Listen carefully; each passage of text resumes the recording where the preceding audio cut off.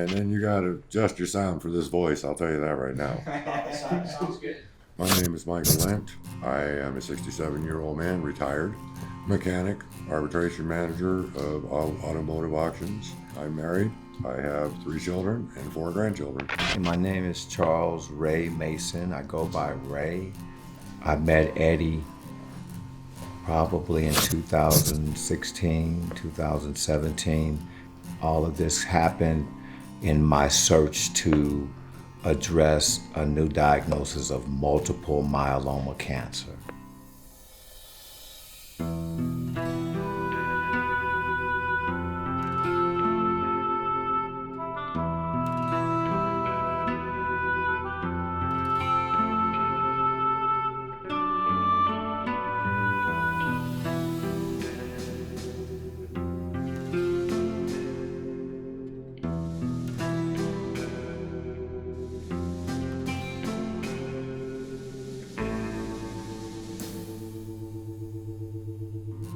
My name's Eddie Funksta.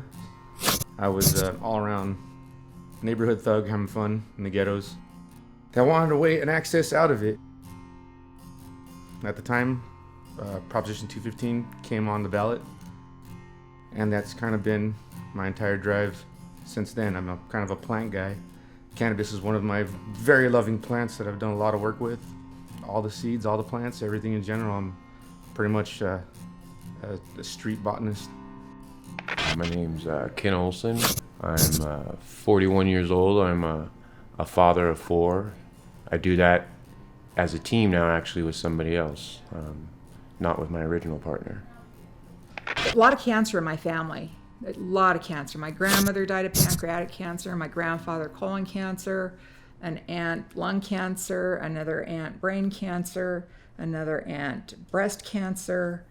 My brother had thyroid cancer. My mother, she had ovarian cancer that she was treated for, and she went through surgery and chemo. I was a young teen mom. I had a daughter at 14 years old, and I realized at that age that if I smoked weed, that my anxieties of being a mom went away, and I was a better mom. And I know that at that time, and it was very taboo. You're not even supposed to be smoking weed, period. I honestly was struggling because I had nobody in my peer group to talk to. Nobody had kids. It was me. Started in the early 90s, around 91.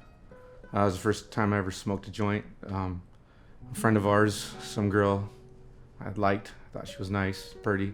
She pulled out a joint, I took a hit of it, didn't do really much to me. A couple years later, when I became a freshman in high school, I hit a bong for the first time, and it really put me in a very unusual space, and I didn't know if I liked it or if I didn't. I just knew that I took too much at the first time, so I was kind of on the fence about it. So I felt alone, and smoking weed put me in a place where I could actually calm myself down and get on my child's level in such a way I've never been able to do with anything.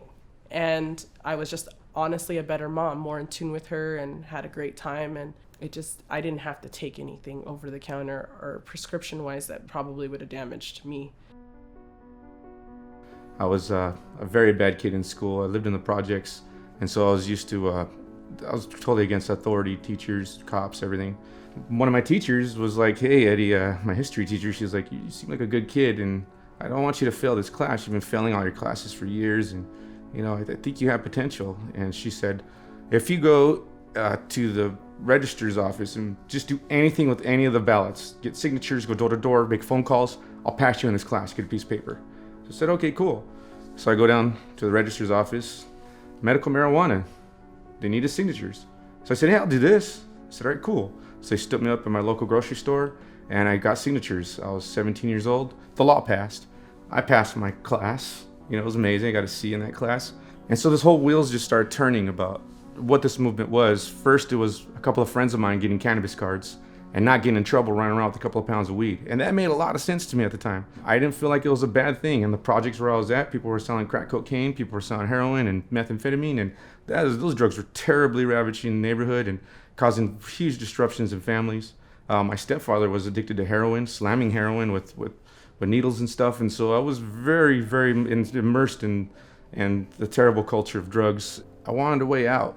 And one thing I couldn't figure out was how to get out. We didn't have many opportunities there. The schools that we went to, there's not a lot of counseling services or any positive drives. So you had this two influences in my face at school. I had these people that were thuggish, running rough, had no positive drive in their life. And then I had these kids that were getting tremendous support from their family and going to college and learning things. And so I was never against, doing better in life. And so I started realizing, like, I used to tell my friends, like, hey, you guys are selling, weed and drugs and stuff to each other. Nobody's going to ever get better than who you're getting your stuff from. And we're only selling stuff to each other here in these projects. We're only going to live in the next project apartment over. We're never going to leave the projects. We have to learn how to get money from those people up there that have money every week. They get a paycheck. They get what drives them, what influences them, and not drugs. Like, can we do art? Can we make music? I became a musician. I was an artist for years.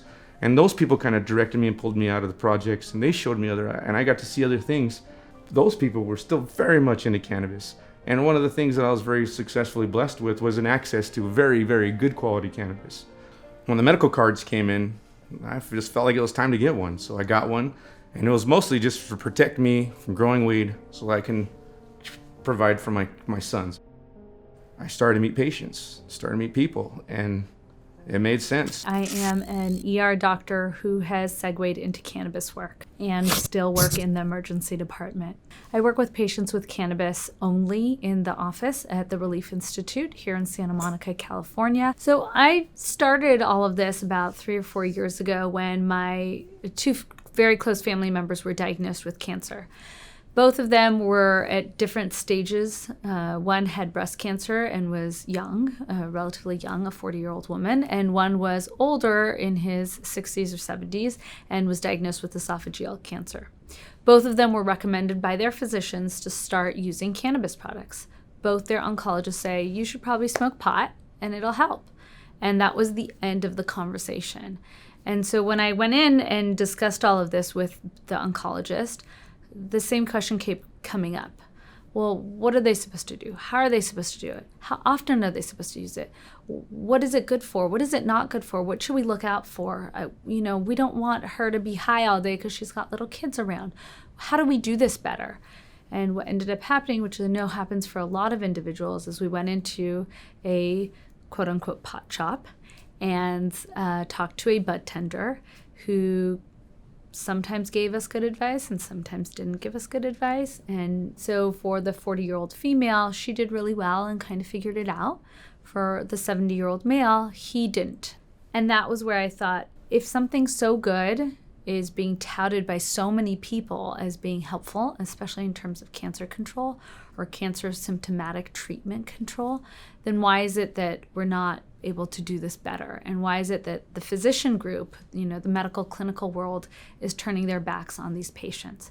And that was what prompted me to make a change in my personal career and my path in understanding all of this. When I was a sophomore in high school, a good friend of mine got abdominal cancer, and his mom used to come to the projects and buy an ounce of weed from us every week. And we had a talk with her one time. We said, why are you buying him weed? He doesn't even like to smoke weed.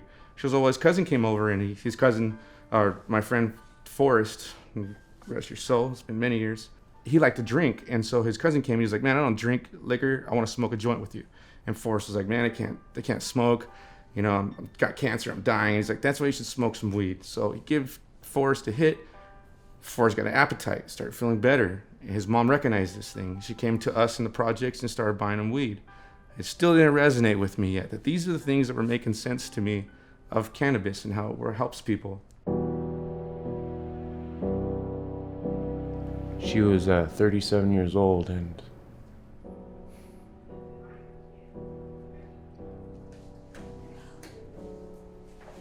she had been complaining about headaches for a couple years, and starting to get lumps in her throat and stuff, and went to doctors over and over and over, and every single one of them, biopsies and everything was fine. That's when I got the call that she was in the hospital. And I rushed down and told her that everything was going to be cool.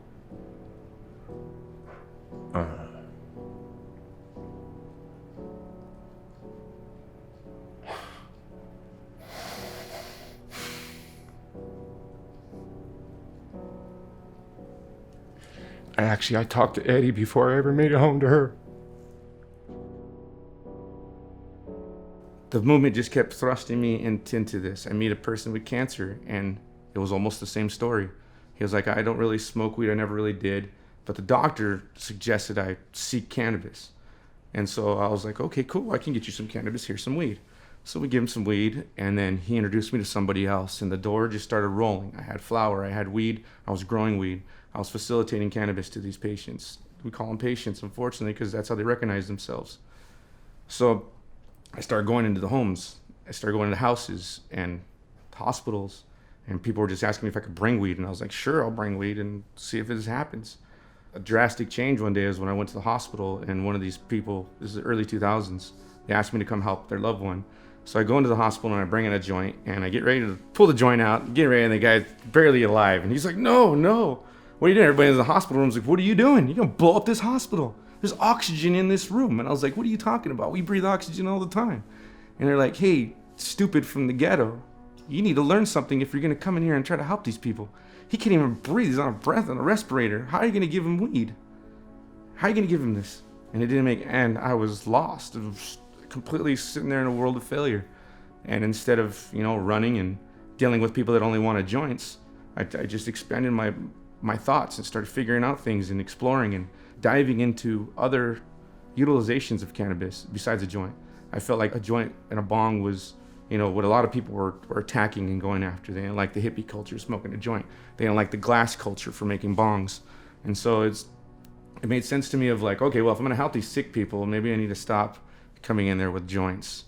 So we learned how to make tinctures, and we started making tinctures. And then I started going to hospitals, and I started giving these droppers into people's tongues. And a lot of them were getting better and starting to feel better. And so this is the early 2000s, and 2000, 2001. There was no information. There was no Oaksterdam University. There was no internet. There was internet, but it was really scarce and sparse information to find anything that was positive. I just kind of felt that people needed it, and the movement of the medicine was more important than the people that are the movement. The movement's going to be there whether I'm here or not. And we learned that with Jack Herrera and Dennis Perone. They're gone, and the movement is still very strong. And so I just learned that putting the plant on the pedestal and running with that pedestal of the plant is what the benefit of all this is. And creating these products and listening to the people and respecting the plant, the information will just fall into your hands to the point to where we started creating water hash, bubble hash, and we started making concentrates and learning what is these products doing to people when we're using them, coming all the way down to the line where we started creating suppositories for liver cancer patients that had no access. They couldn't eat and take anything orally. They couldn't smoke. They couldn't eat. And how could you give them an edible? How could you give them a tincture? That stuff doesn't work. We have to get cannabis into people because we know it heals. And so we started creating suppositories and giving these to thousands of people. I've helped over 2,600 people pass. And that's what I thought medical marijuana was at the beginning of my years. I thought it was helping dying people. I was going to the hospice, I was going to home care. I was doing these things, and I was watching these people pass away. She was originally diagnosed with lung cancer that had metastasized to the brain. By the time we saw any pictures of any of it, before any treatment was started with the cannabis, she already had 8 lesions in the brain. We started the treatments, and within 30 days, we got her up to a full gram, which it was probably a little bit less than that actually, because I remember thinking, wow, we got her to a place where normally people take a month plus to get to that point so that they don't just end up in a comatose state and sleeping all the time. And she definitely was tired, but she didn't sleep all the time, and her body started healing and reacting very well to the medicine. We went in for a scan, and she actually had gone down to 3 lesions on the brain, and we were completely excited. We went and had to go for a doctor's appointment, and we went in. We actually sat first with the doctor's assistant, and when she saw the results, she was ecstatic with us and happy, and she actually condoned and asked for us to persist in the cannabis treatment, where her own boss didn't agree with it. And all he would say is, this is, it's not going to do anything for her. And even when he saw the scans having 5 less lesions in the brain, he continued with the negativity. And and really just pulling her down. So she went from a place of being positive and actually healing to pulled right back down to this place of negative frequency, just hopelessness, instead of knowing when she knew it, that she was healing, and she told people about it. She was excited. And how on earth could you put something like that out there and to bring upon her your hopelessness of the situation? Again, I really feel that at the end of the day, when Danielle finally succumbed to the cancer, it was because she got to a point where she no longer believed.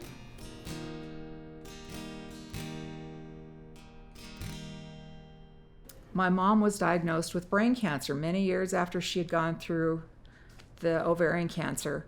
And when they found it, she had 2 different tumors in her brain, and they sent her home on hospice. I got asked to come to this home, and I walk in the house, and there's hospice. There's a couch here in the living room. There's a bed in the living room, and the gentleman's in the bed. And this gentleman was very alive when I walked in that door. And he told me his military status, his whole veteran, his whole long list of what he's done in the military. And then he asked, what was I doing there? And I told him I was called to come and help you. At the time, I had dreadlocks down almost to my butt. And so he was like, who are you? I was like, well, I was asked to come and help you. He goes, you don't look like a doctor. You're not a doctor. And his daughter goes, Dad, I asked this gentleman to come in here to help you. He's all, is he bringing that weed stuff? I told you I'm not taking that weed stuff, not in my house, not in my clock, not on my time. And she's like, Dad, this is my home. You're here, I want to help you, I love you. And he's like, I'm not taking this. 3 hours later, he was dead. So he's sitting, I'm in this house. This gentleman is laying there, dead on the couch, dead in his thing. And his daughter and his 2 sons are sitting there, watching this in a room of complete silence. Death is a heavy, heavy feeling in a room. I sparked a joint. I lit the joint. I took a couple of hits. And I passed it to the daughter. And the daughter said, I can't do this. I'm a teacher. I can't. I was like, you asked me to come and give this to your father. I couldn't have done anything. If he would have took a hit, he wouldn't have been alive right now. He's too far gone. You know what this is for? Right there in that moment, it realized to me what cannabis was important for. It's for the people living right now that want to stay alive. The people that need to be alive. The people that have jobs, have family, have friends, have motivation, inspirations. People that want to go in the garden. People that want to paint cars. People that want to go play golf or miniature golf, or people that want to go sit down and have a meal with their friends and family and laugh and joke. That's what cannabis is for. It wasn't for this debilitating disorder where people are dying in their last breath's bed, and hopefully we can give another 10 minutes so we can wait for Billy Bob to come in and give him a hug. I've watched that so many times over, and I watched families completely disintegrate after death. I've watched people fight over, where did he bury the money? Did he tell you where he has the money? Did she tell you where the trust funds are? The other people I really cared about. And so in that, I just learned that it's the living people right now that are trying to understand purpose for their life, have a good night's rest, not be anxietal, depressed, full of road rage. That's what's most important about cannabis. It's all day moments, everyday things. It's not PTSD. There's no such thing as PTSD. Post-traumatic stress disorder? No, it's PTLD, and every human being on this earth has it. It's post-traumatic life disorder, and we're all suffering from it. And one thing I've learned out of helping almost 3,000 people pass away, we're all terminal. Nobody's making it out alive. And we all need to just be appreciative of ourselves as the moments that we're here and being okay with right here, right now. And if right here, right now, I interact with somebody that is in chemotherapy, going through radiation, or has AIDS or some other debilitating disorder, and I give them size of a grain of rice of this, and I tell them to take it when they go to bed. You don't take it in the afternoon. You've never smoked cannabis in your entire life. I don't tell you to take this in the morning when you wake up with your cup of joe. No, I don't. I tell you, take this at night right before you go to bed. Take the effects while you sleep through it. Don't get excited. Don't freak out. Don't have a conversation with yourself feeling like you're in a psychedelic experience. Go to sleep. Take it, go to bed. You can get a full night's rest. And 99.9999%, the nines keep going. Every single person I interact with, the first thing they tell me is they don't have a full night's of rest.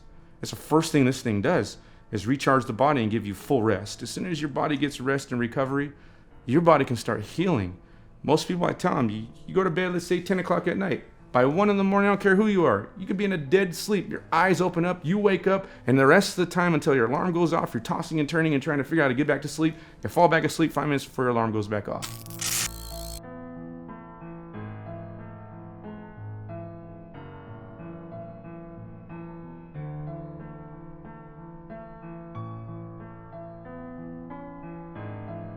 Friends of mine that I buy my weed from and various things told me about Eddie, and I got on the internet and I researched him, I found him, I messaged him, I met him, and he started taking care of me with his RSO, which, you put this stuff in a capsule, you take it, and you go to sleep. You sleep like a rock. It's amazing. Everything I researched made me understand that if I didn't change my diet and try to find something that was going to help me eliminate all the pain that I was in, that I wouldn't be here much longer, because it became too unbearable to just get up and go to a job. In that process, my doctors told me that there was a pain clinic, and there was go see a counselor or employee assistant counseling to talk about all of this that was going on, and just one medication after the next. And one day I looked up and I had like 17 different medications, and I just wanted to do something different. My first experience with helping somebody other than myself was my mother. She was diagnosed with cancer in October of 2016. I actually had told her, instead of taking sleeping pills and things like that, I was offering her to smoke weed, because that was what I knew to do. But when she was diagnosed with cancer, I was kind of at a loss. I knew that from experience of watching other people going through cancer, that chemotherapy was destructive and very, very sad and harsh. But when she was diagnosed, we didn't know exactly the extent of it. And then a couple weeks later found out that she was terminal by then already. They gave her like 3.5 months to live. I had basically decided within me that I didn't want her to go through with the treatments, but if that's what she wanted to try to do as far as what Western medicine was telling her, fine. But I was asking her to try cannabis as well. And then she was, but how? How much? What do I take? And I said, I don't know. I basically didn't know. I just went out to a dispensary and was like, hey, my mom's dying, and I come here every week, 5 times a week, to buy my own weed to smoke. You guys have anything that my mom could take that would help her live, or at least like feel better? And they couldn't answer anything. Nobody knew anything. Well, we have this and we have that, and this is $90 and this is $150. I'm like, is the $150 stuff stronger, better, make her better faster? No. Well, we don't know. How much do I give to her? I'm not sure. And then CBD was the cure-all too. That was the other thing. You just need to give her lots of CBD. And I'm like, well, how much? What form? Do I rub it on her body? Do I put it in her mouth? Like, what exactly do I do? And it was scary, because they were willing to take my money, but they weren't willing to tell me what to do with this thing they were giving me for my money. They do believe, in some of the studies, they say that smoking a joint, when it gets into medicinal aspects, you're getting anywhere between 12 to 16% cannabinoid absorption. The endocannabinoid system is complementary to cannabis, which is why it got named as partially endocannabinoid system. Cannabis in and of itself is hundreds and hundreds of different chemicals that we are now starting to pick apart and take a look at on a much deeper level. So you're smoking a joint, some of the best weed there is, and you're still, even though you're 100% stoned and 100% medicated or high, you're only getting up to 16% of cannabinoid absorption in your body. If that's trying to kill cancer, that's not going to do anything when people take up to 1,000 milligrams of concentrated oil to battle the cancers. So that's smoking it. Then there's topicals. Topicals come in there also, and you get anywhere from, they believe, a 16 to 24% absorption with topicals. Edibles, they believe you get a 40 to 52% absorption. Rectally, you get from 86 to 91% absorption. But when you get into suppositories, you can't just make it like you make ganja butter. You have to use a refined oil, which has to be broken down in certain ways. This is a full plant extract, meaning that we cut the whole plant down, we soak the whole plant in a solvent, and whatever's left after we remove the solvent is the pure product. We keep it at certain volatile heat levels so it doesn't burn off certain properties, and that's what the entourage effect is. Nowadays, with all the legalization going on, the vape carts, that's called distillate. And so distillate is actually a step after you make the NHO, RSO. The full plant extraction oil is in a solvent. And then you take that solvent, and what I do is I just remove the solvent, and what I have left is my product. What other people do is once they remove the solvent, they take this product, they put it into a machine, they call it a mantle. They heat that up with vacuum pressure, steam, and cold air, and they collect what's called distillate. And that's an isolation of THC. You are now burning off all of the entourage components. Everything is gone now, and all you're removing is the THC. And so that's what everybody's using in the vape cartridges and stuff, which I believe is a generic high.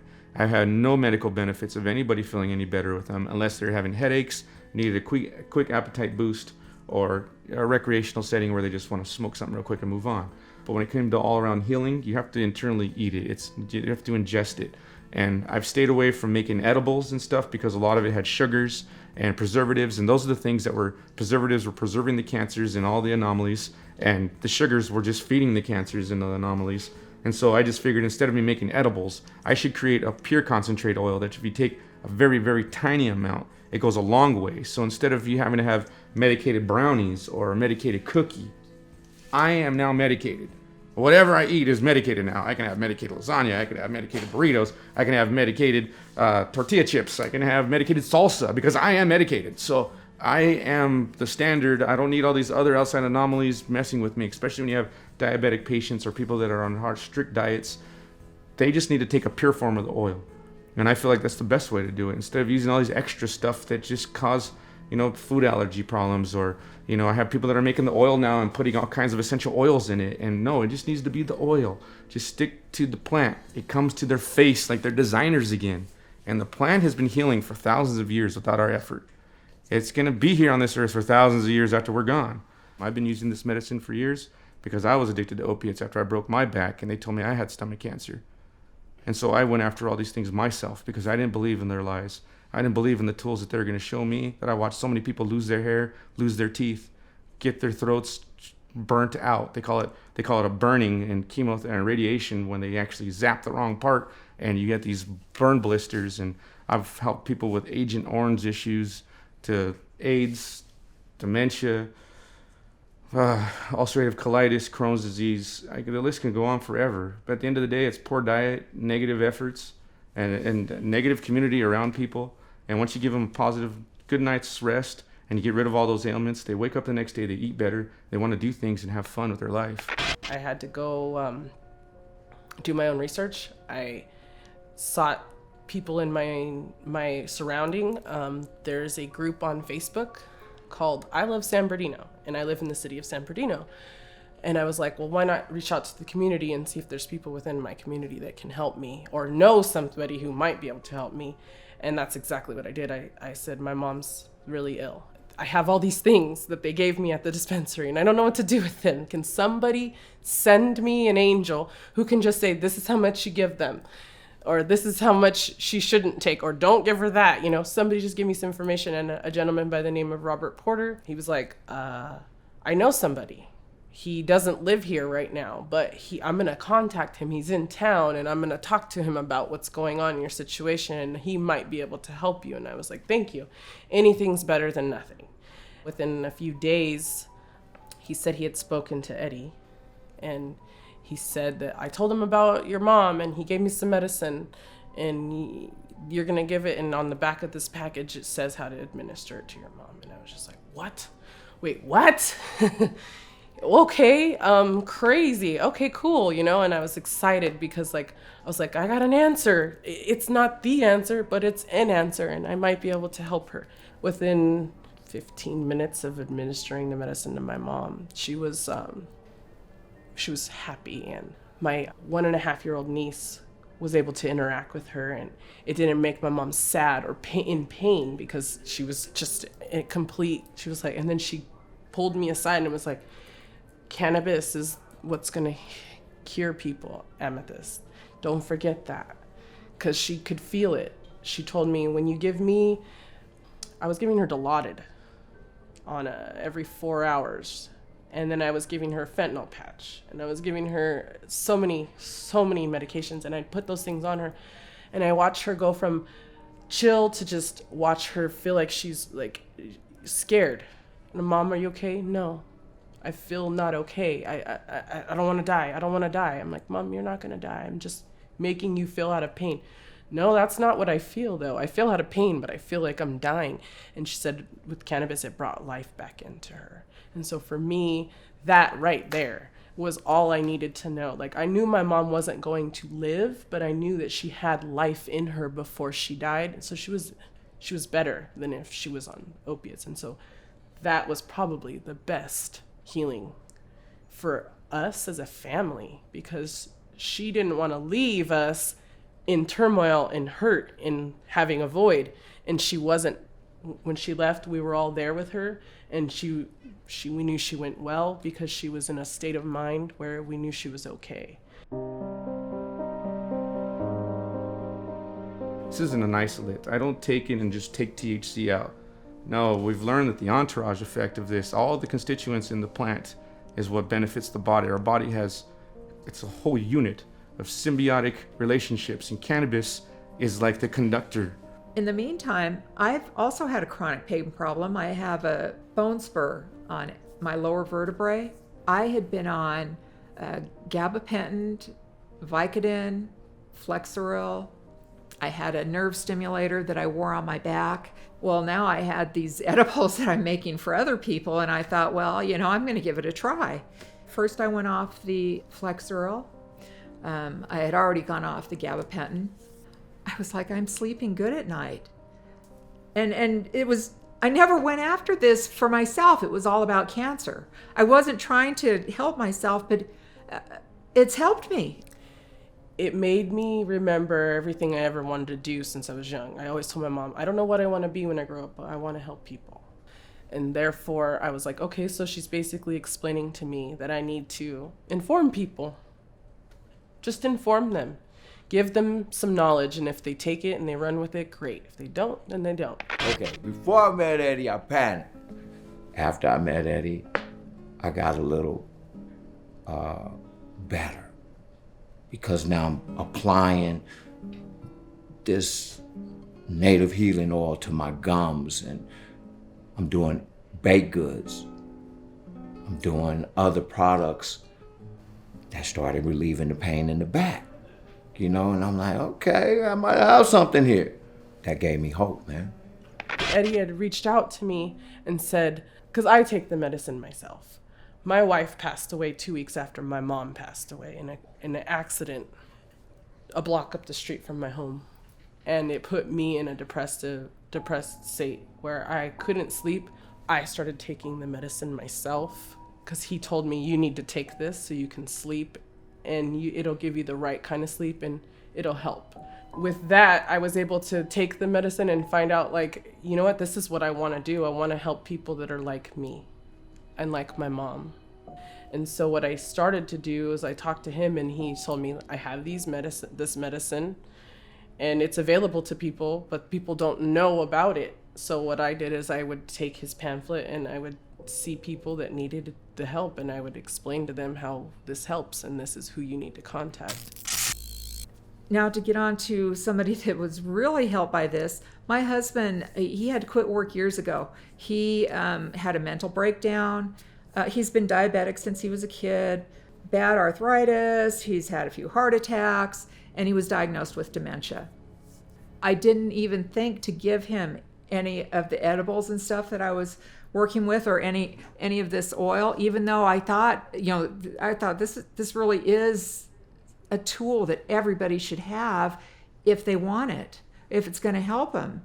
But I didn't think about it helping him because he's already confused. I'm not going to make it worse. I forgot to order his sleeping medication, and the doctor was just getting ready to put him on.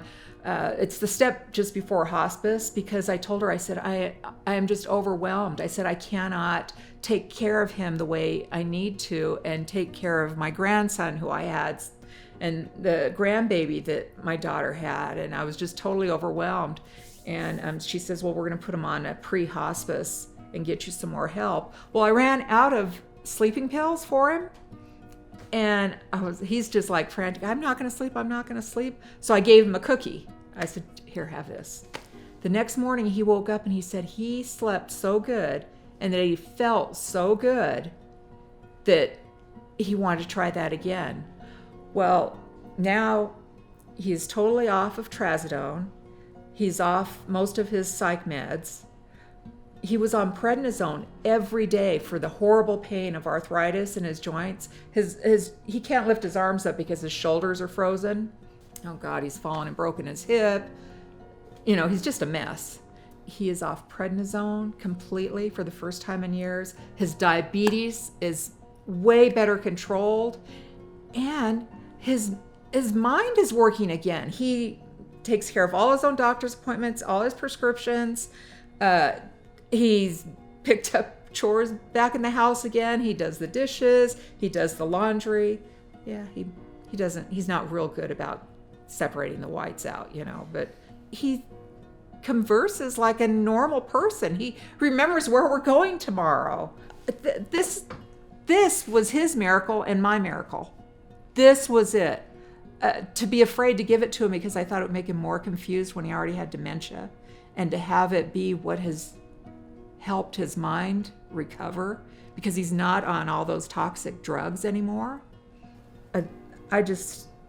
I think it's a tool that we should all be able to use if we need it. It should just be available to us. I think it's a damn shame that the government has done things the way they have when they really need to be helping people, not hurting people and not denying them what can help them. I watched cancer with double mastectomies in my family, and I have watched throats and voice boxes come out. What am I going to do now, So I just got serious about being anti-chemo. And once I went and got on YouTube, my world changed. Ray is like a ray of sunshine for all his friends. And he'd walk through the hospital and just seeing him would make people smile. And for me to lose this ray of sunshine to cancer was just horrible. And I said, whoa, Ray. I said, I'm going to look some stuff up. I said, you want to try this oil? I printed up a bunch of stuff for him to look at. I said, let's go get cards. Let's go find this oil. We went from store to store, and we couldn't find this stuff. We couldn't find it at all. We saw lots of just marijuana bud and all kinds of different products and some edibles and stuff, but we just couldn't find it. And so I told Ray, I said, I'll make it. I suggest you grow your medicine yourself. I suggest that you make this yourself. You don't need anybody's help. I'm no better than you. You're no better than me. We're all one. This medicine does show us that we all come from the same root, and we all thrive in the same stock, and we all have different leaves. Just grow. You have to grow, and you have to not let anybody be in control of you. And if you, like Rick Simpson's told me to my face, a lot of people are brainwashed by the white coat. Be careful what the doctors tell you. They're selling a profitable industry. We want you to learn how to grow this in your backyard using only water and making this medicine after 4 months of growing it. And you should be able to make enough to hold you over for a year, as long as you don't have a terminally ill situation. And if you do, maybe your friends will want to grow some weed for you. It's pretty fun to do. They have, with the marijuana oil, the extract, they have, Rick Simpson shows a thing on how to make it. But of course, then you have to get the product to make it. And you want to make sure your product is good product. But I did. I found product. Ray bought it. I made the oil and got him started on this. Before the diagnosis, I was enduring the pain and just taking the prescriptions. It was trying to think my way through all of this, and then getting so overwhelmed with so much information would always have my head spinning. I was going a bad path, and that's where I had to really change my life at. Even going into this avenue where I started using all these wonderful products that Eddie had to offer with the native healing oil, working out all the time, and I was killing my stomach because I was coming up with hemorrhoids and taking all kind of supplements and not knowing how to flush my body properly. And just one thing after the next, I was becoming a detriment to my own self because I was trying so hard. But this got me on a path to slow it down a little bit because it gave me some hope.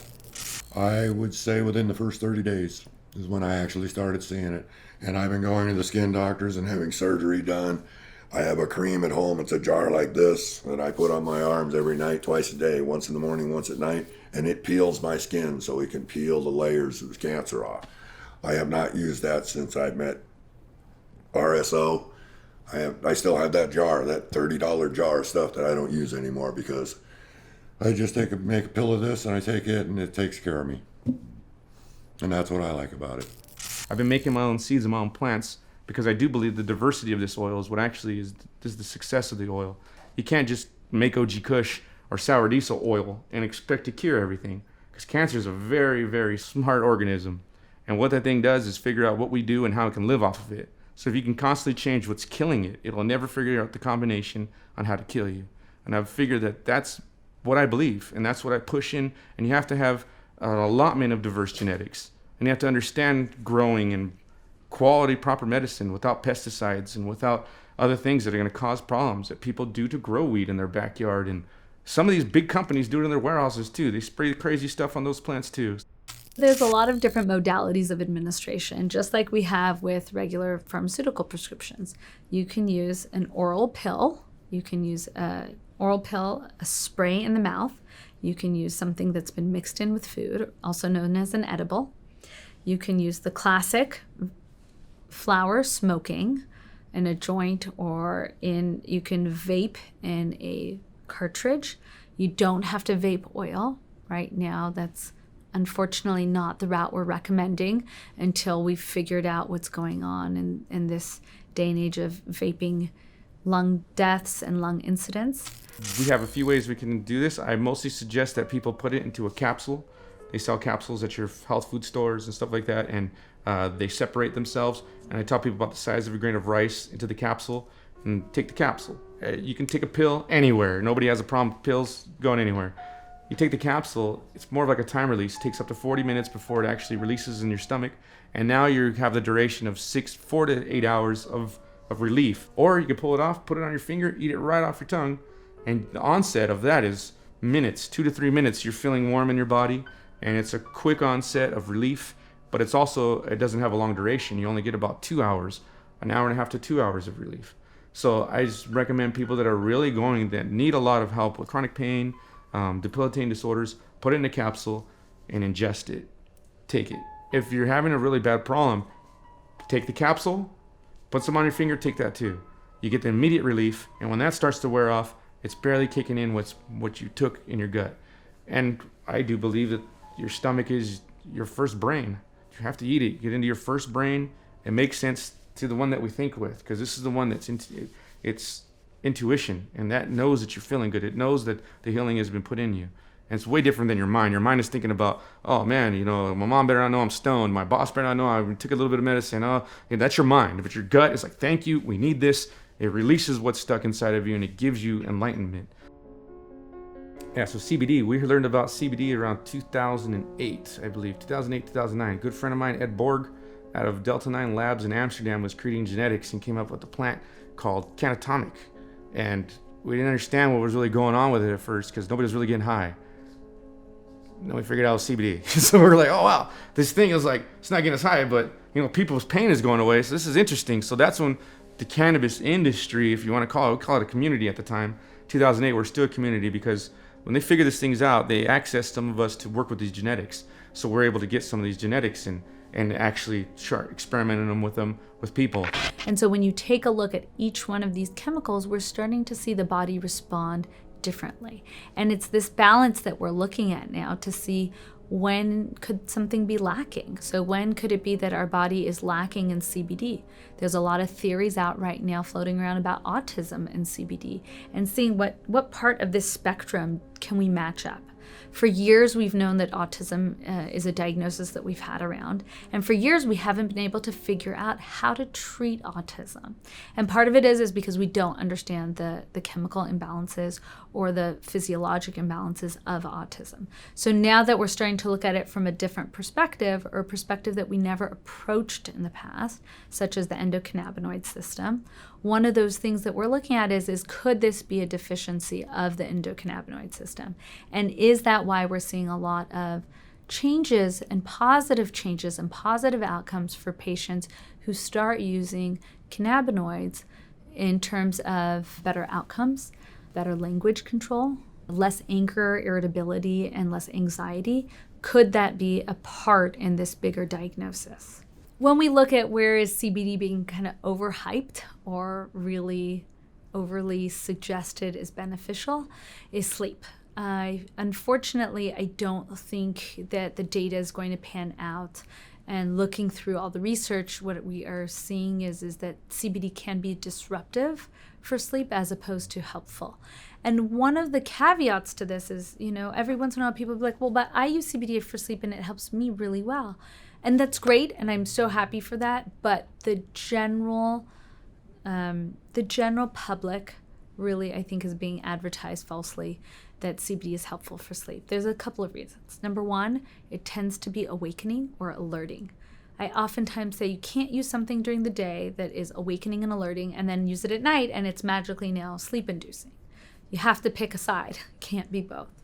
So THC tends to be sedating. I mean, we know the age-old couch lock kind of concept, and it plays out a little bit more than that. It does help for sleep, whereas CBD, again, tends to be more beneficial during the daytime.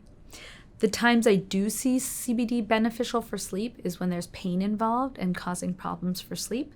So let's say you've got a bad hip or you've broken a bone and you're using CBD as a secondary or an additive to your regimen, and that is what's preventing you from falling asleep, then yes, that will be helpful for your sleep.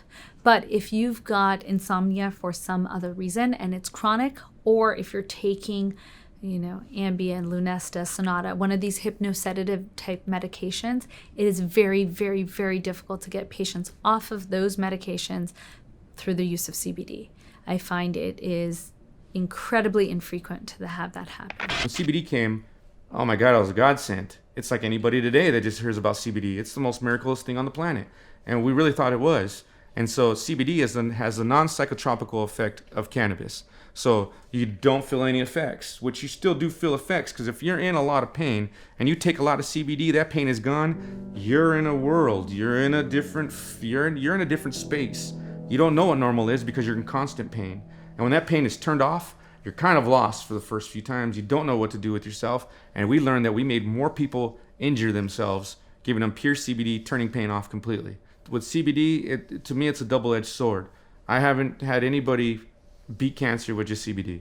I've had epileptic patients, seizures slow down to almost stop using a lot of CBD. But the problem is we call it the CBD monster. You have to keep taking it, keep upping your dose. And it's really hard when you start at 50 milligrams of CBD, which you can get for, maybe $20 at a gas station nowadays, which is weird, but you get $20, you get 50 milligrams of CBD. But then you take that, and then it doesn't work, and now you're spending $40 because you need 100 milligrams. And then in 2 weeks, you're up to 500 milligrams, and that's almost $500 some places. CBD just turns pain off. And my whole experience just turns pain off. Doesn't make you feel better, doesn't get rid of anxiety, doesn't get rid of inflammation. If you're going to use CBDs, I recommend CBD to be used when people are getting out of surgeries and you need to make somebody mobile. They need to use the restroom. Take some CBD, go take a shower, go change your clothes, sit down on the couch, now just relax. Get healed. Get some rest. Oh, you need to go to the store? You need to go pay some bills? Take some CBD. Go get your bills done. Be cognitively there. Don't take THC where you're kind of loopy and you're not all there. CBD is more of understanding how to utilize the CBD and how it benefits. When I meet people and they have diabetes, rheumatoid arthritis, or cancer, and they tell me they need CBD, I directly start directing them to THC. Because once THC is used, it's everywhere. Low-grade THC can be found anywhere. High-grade THC can be accessed with the right people.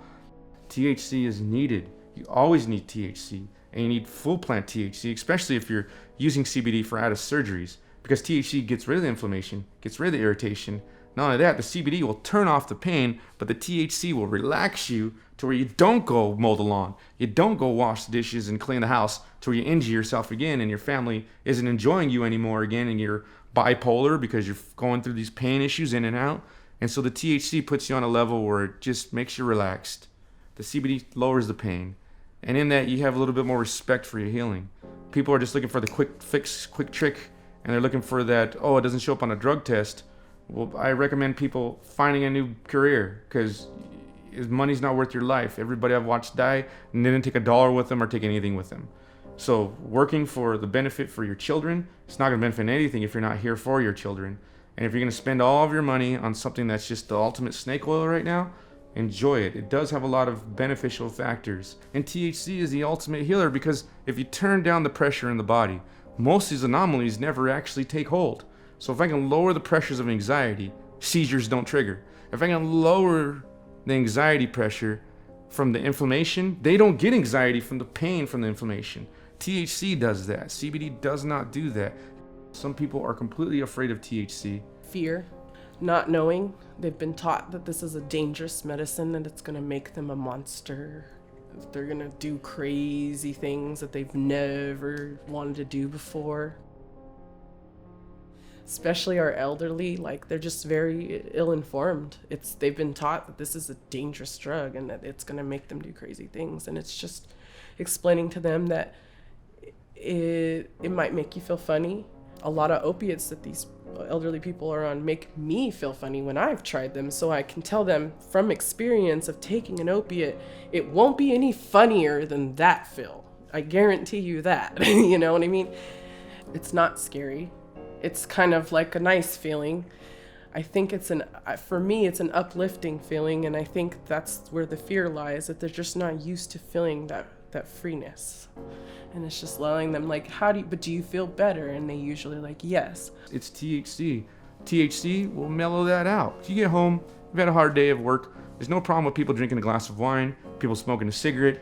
Now you can take a bong rip, you can smoke a pre-roll, you can hit a vape pen. Well, why don't you get good rest and take some full plant medicine and get your body to actually relax? We have more receptors in our stomach and our abdominal system than anywhere in our whole body for cannabinoid receptors. So the first thing we do is we detox our body and we completely flush our intestines out, get rid of all the stuff that's been preserved in foods that are stuck in our intestines and are just getting us sick, keeping us sick. All the preserved food that's stuck inside of our gut, it washes it out, clears the mind, gets you good rest. You wake up feeling refreshed. And so it's really hard to put into context when people think it's just snake oil or it's just weed, or you talk to somebody that really understands it. Get to a regimen that makes sense. Understand why you're using these things. Just don't use CBD because somebody told you it's going to keep your seizures away. Find out how and where do you get seizures from. My daughter, she was expecting her second child, and she was having a really, really rough pregnancy. I mean, she was just in horrible pain. Of course, the doctors wouldn't listen to her. I worked with doctors, man. And granted, they have a lot going on in their head, and I have a lot of respect for a lot of the ones I worked with. But some of them, they have so much going on in their head, they never hear what's coming into them. They make a decision before they even talk to you. She could not get anybody to take her seriously. And she finally got to where she felt like she couldn't breathe. I said, go to a different emergency room. And when they took an x-ray, she had a tumor in her liver that was so large it was up into her right chest. So she went into the hospital. I wanted her to take the oil. But of course she was afraid to because she was pregnant. Well, then they took the baby, and I continued to try to get her to take the oil. And the thing is my daughter taught high school French. She was a high school teacher. She said, Mom, she says, I'll lose my license if I test positive for THC. And I'm just frantic with wanting her to do it, but I also would never force anybody to do anything. I mean, she went through a lot of education to get to her teaching credentials. She didn't want to take it, and then they told her she was dying, and then she died. I don't know that it would have helped her. I believe it would have given her more time and maybe come home, help her quality of life, get her home to at least spend some time with her baby. I mean, it's a tool that we are denied. She was denied it because of this stigma. You know, she would lose her job. And so she couldn't even use it for the comfort it would give her towards the end.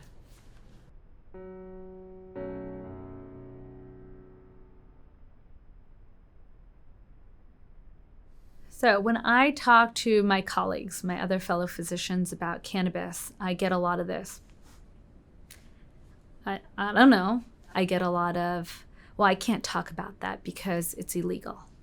I get a lot of, I can't attend that conference because they're talking about cannabis, and that would create a problem for my practice.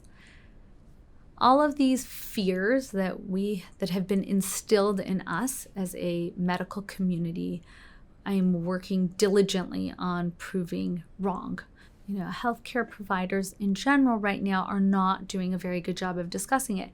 And part of the reason for that is that we've been told this myth that we're not allowed to. When are we going to be encouraged to talk about this with our patients? When is this going to be required? When is this going to be taught in medical school, in residency, in internship, in fellowship? When is it going to be part of the discussion? When is it going to come to the table? When will we start talking about the medical indications? And that's been on the shoulders of the patients for a long time. Well, since I worked in respiratory therapy and I worked at the Veterans Hospital, the big thing we talked about was that people with air hunger, now a person that's dying from emphysema, they feel like they're suffocating. And so it starts with they feel like you've got something in front of their face until they feel like they have a pillow over their head all the time. And that's their life. I can't breathe, I can't breathe. They have a hard time eating because they can't breathe. Well, the Veterans Hospital actually started giving these patients synthetic marijuana oil to help with their air hunger. Now, let me tell you, I've even put morphine in a little inhaler thing for patients because their air hunger was so bad and we were trying to find some way to ease their breathing. And the thing with morphine is it works great to make you feel not short of breath, but it also makes you not feel like breathing. And so, you know, you already got somebody that can't get enough air in and out, and now they don't feel like breathing. So it was really rough to try and give them that. The medical marijuana oil that we gave our patients was like a lifesaver for many of them because it got rid of their air hunger, it improved their appetite. I mean, I can't tell you how many patients I talked to that it made such a difference for their quality of life. I still talk to them. I talk to them all the time. I'm teaching them now because I'm still here and I'm still getting better. My numbers are changing. I don't come in asking for a pain medication. I'm asking them for what the blood work says because I know what I'm doing for myself. All they want to do is hear what I have to say and document, and then they can lead me in the direction of whatever pharmaceutical company that accommodates that type of pain.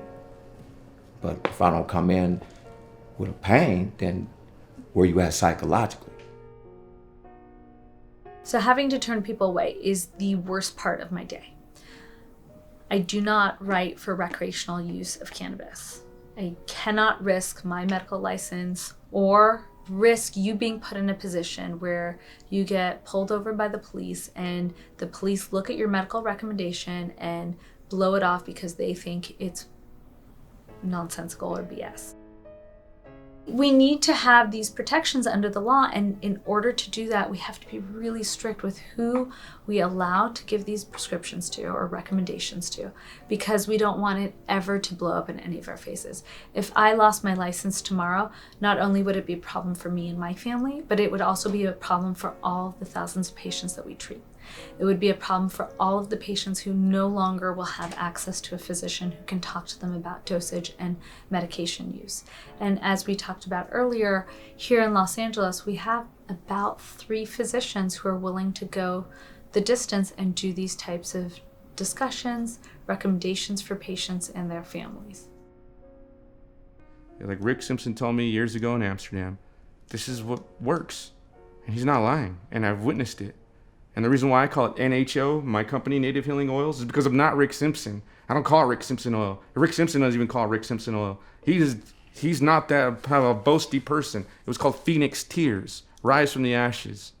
That's what this medicine was about.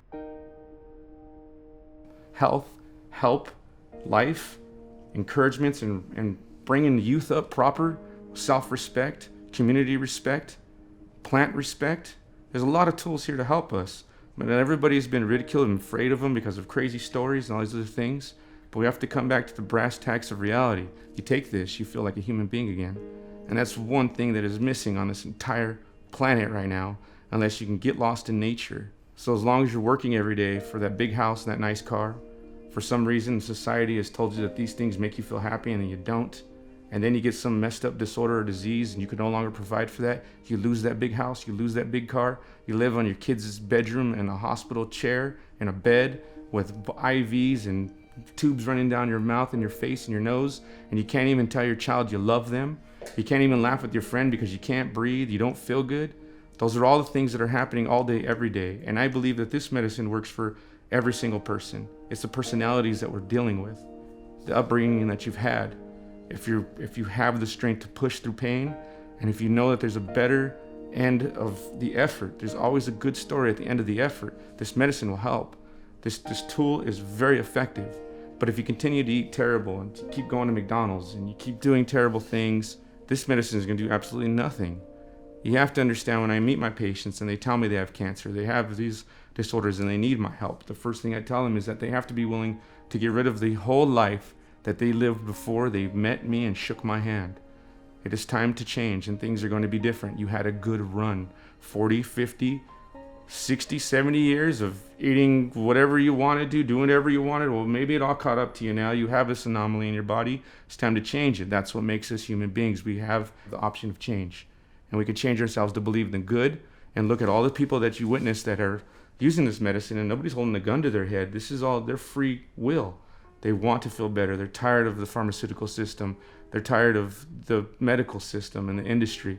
I just watched on the news the other day that Kaiser is pretty ecstatic about the best profits they've ever had in their business, and which really sickens me to my stomach, because I know a lot of people that are in Kaiser systems right now that can't even let them know that they're using cannabis, and they're profiting off the drugs that they give these people that they don't even take. And so there's all this misinformation out there because patients are afraid to tell their doctors why they're feeling better, how come they're feeling better, and they're getting all of these fake medications are getting the glory for cannabis. Because the thousands of people that I've helped have never told their doctor that this is why they're better. And they have all the prescriptions that the doctors gave them sitting in a bag underneath their bed. You can't change my mind. 20 plus years, over 5,000 people I've seen go, and some of them have gone to other worlds. Some of them are in better places. Some of them are working on it right now, trying to be better than they were yesterday. They do get a good night's rest. They don't have inflammation, irritation. They're not anxiety and freaked out. They are not their ailment. You know, everybody's talking about, F cancer, F this, F that. No, F what causes those things. They're going to be here no matter what. So why don't you learn how not to fall into that conundrum of its endurement, and you just try to find a better way for other answers. Question things, and don't be content until it resonates with your heart that it's right. And that's hard to tell people when they're used to saying, well, do I take this every 2 to 4 hours? Am I taking 100 milligrams, or do I need to take 25 milligrams? It's too much information. In Washington, when legalization went, patients were coming into our dispensary with prescriptions like that. 3,000 milligrams of CBD and 200 milligrams of THC. I said, where are you going to find this stuff? When has this made sense to this doctor to offer it to you? And that's where things started making sense. Well, if I can get them a first full night's of rest, I've gotten rid of so many more problems just with sleep. And this is giving people the deepest sleep that they've had since they were children. And I've heard that thousands of times over. And that's the only reason why I use this today now. After they wanted to replace my spine, tell me I had all kinds of issues, and I was hooked on opiates for a long time. This got me off of opiates, and for years I used to go to methadone clinics and help people get off of methadone and heroin using this medicine. We actually stopped my friend's 19-year-old son from slamming heroin in his arm using RSO, NHO, Phoenix Tears, whatever you want to call it. I didn't do it with vape pens. I didn't do it with brownies. I didn't do it with joints. I did it with heavy doses of this. It took us 2 weeks for his son to get out of detox and not go into a hospital system. But we were able to stop numerous people from slamming heroin. And that's one of my most favorite things about this medicine. Everybody loves the cancer stories. People love the AIDS stories. But I get to stop people from taking opiates. That's one of my meanest efforts on this planet right now, because it's the worst drug ever given to society.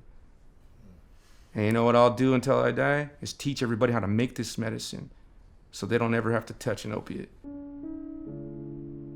Oh, I think the main thing that is necessary, which I believe my good friend Pete, me and him have been on the same wavelengths for quite a few years, is we need healing centers. We need understanding healing centers. We need places that, like I explained earlier, you got to find what you're good at, and you got to just thrive in that. You know, you can't just be good at this and then say you're good at that, and you say you're good at this, and then everything falls apart. No, you got to be good at what you're at, and you got to find somebody that fills the gaps of all those things, and that's what a healing center will do. Healing center will bring nutritionists. It'll bring physicians. It'll bring nurses. It'll bring scientists and chemists. And it'll bring people that have been in this movement since the beginning of the signatures, that have witnessed it on so many levels, to just hear us out. You don't need to slap us in the face with science and the understanding of what it is, because we couldn't even talk about what we've done and what we've accomplished since 1995. And we've accomplished so much that it's legal almost around the world now. We're getting there. California's movement of medical marijuana is the true movement of cannabis. And I do believe that we need this in its own personal health systems, not in Kaiser, not in Blue Cross. This needs to be an independent building funded by independent people for independent human beings to walk in and get an independent understanding of why they need to use it, how it benefits them, how they can utilize it. And that's what I think is the most beneficial thing out of all of this. Open your mind to things that maybe you didn't think positive about before.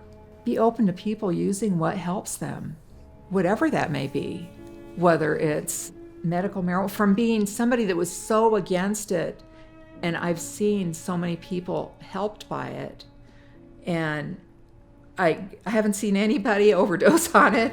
I haven't seen anybody be addicted to it. When you have something that's safe and effective for many people, obviously not everybody. Everybody's different, but be a little bit more open to what's in front of our face instead of rejecting it. I can take that product and it'll give me a calm, which will give me an opportunity to wrap my mind around, eat that bowl of cereal, have a piece of fruit. And if you can get that in your gut and start your body to functioning in its natural, that's what you're trying to do, because that energy is going to bring more life, and you're going to be able to inspire somebody else to get some good habits. If we stop demonizing, you make people reach at it even harder when you want to keep it in that state of being illegal. Whether or not you believe in God or you believe in, evolution, either way, inside of these little meat puppets we're riding along inside of, there's a system, the endocannabinoid system, and it only talks to cannabis. And if you believe that we evolved, then for something like that to evolve took probably tens of thousands or millions of years, and it was very special, a symbiotic relationship that we've now been thrust into a time and an age where we're being told that it's dirty and it's terrible. It was demonized. We ignorantly in America think that we got it all figured out. We got this great system. And the most important thing about any society is caring for people and their health. And in this society, we send people to a place where they give you hopelessness, or they fill you full of drugs that make you sicker and make you then rely upon more drugs. And we exist in this system, what we think is so great, and we're torn away from our natural habitat that has every last thing that we ever needed, and again, if we evolved, that we evolved with. And now we've been crammed into this little box of synthesized goop that's now being pumped into our natural bodies and making them sick. So right now what we're seeing a lot of is this dichotomy between patients wanting to be honest with their doctors, which is what I always suggest and wholeheartedly recommend, and at the same time physicians turning their backs on patients who do use cannabis products, again because of lack of education. It's not because doctors want to turn patients away. They want to engage with you. They enjoy engaging with patients. They thrive from helping people. That's why they go into this business. Otherwise it would be a big problem. That being said, if we don't educate our patients or our physicians, we will find a place where patients are going to start being dishonest, and it's going to cause problems medically for them. We're talking about, perioperative changes in medication usage and how much anesthesia patients need, but I can't tell you that if you're not honest with me. If you don't tell me that you're using cannabis products 3-4 times a day, I can't tell your surgeon and your anesthesiologist that they need to up their dose of anesthesia because you may still be awake when you go under. So let's have these open conversations and let's make sure that our physicians are educated. Things are so different than I thought they were. You do this whole everything is black and white, but as you get older, hopefully you begin to realize that there is no black and white. It's all gray. And so I think that we need to have people with the understanding, the spiritual understanding of what medical cannabis's movement for 20 years was about. It was about getting sick, reaching out, finding help, and then building friendships and relationships. I'm 67 years old. I didn't even know how sick I was. I can't tell you how much energy I have right now. Take this man that you see, this old man sitting here, and I could do what a 20-year-old could do today right now. That's how I feel. There's already going to be propagandists out there saying it's snake oil and they don't understand it. It's hoopla and it's herbal healing and it's all this other, weird compartments they try to put us in to segregate us. No, we're normal people. We work regular jobs. We have families. We want to go to dinner parties and we want to experience a good time while we're here. And if you fall into a little situation, you should have a place in every community that you can walk into and have the understanding from people that have been doing this for a lot of years. Most of the people that go to a doctor understand that they just need some treatment. And that's what they don't do right now. There's no care in healthcare, and there's no health in healthcare either.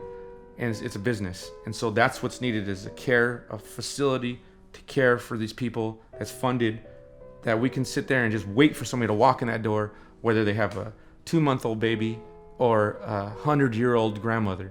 It's the same community. It's just people wanting to feel better, and that's what's really needed. And I have this whole scenario thing of, I work in a lot of different worlds when it comes to medicines, and one of the experiences that I went through is I had this epiphany thing, is that I try to live this life right now of what the healthcare system was when they kind of found it. In the 1600s, if I would have got sick, I'd send my son on a horse into town, which would be a 2 or 3 day trek. He'd get there and there'd be a receptionist there with a pad of paper and a note for him to leave a note. And that note would be directions to my house and who I am. And the doctor, he'd get back and he'd get this note, he'd jump on his horse and ride to my house, gets to my property. So when he gets there, he walks up to my property and all of my vegetable garden is dead. All my livestock is gone. He opens up the door of my house and I'm sitting on my couch and my foot is swollen. I have gout. I have all these problems with me that I brought on myself. And you know what the doctor says as soon as he walks in my door? He says, "Hey, lazy, get back in your garden and water your vegetables. Quit killing your livestock and have them fertilize your vegetables. Stop being so lazy and gluttonous. Have a purpose for this planet." And the doctor would say, "You're wasting my time. You selectively did this to yourself. There's somebody over here with an infection. I need to go help, and you're just wasting my time."